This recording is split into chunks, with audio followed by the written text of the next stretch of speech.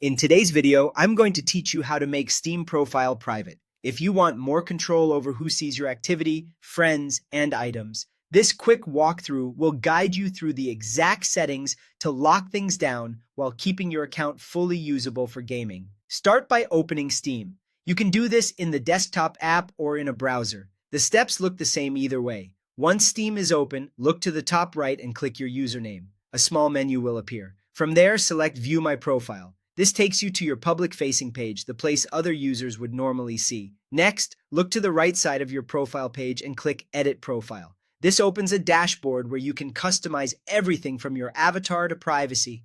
If your window is small, you might need to scroll a bit to find it. It's on the right panel of your profile header area.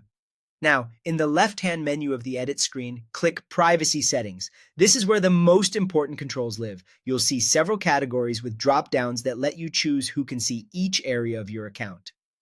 Set My Profile to Private. This hides your general profile details from everyone else. People won't be able to view your summary, groups, badges, or level unless you change it later.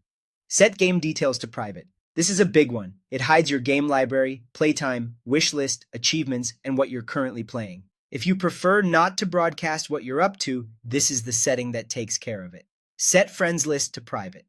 With this on, others won't be able to browse who you're connected to.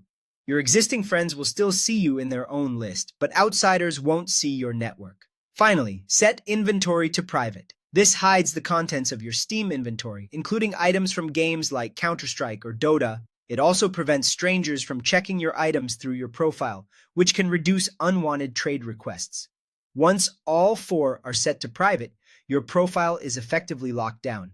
These changes affect what others can see about you, but they don't interfere with playing games, joining servers, or chatting with friends you already have. If you ever want to loosen things later, you can come back to the same privacy settings page and switch any category to friends only or public.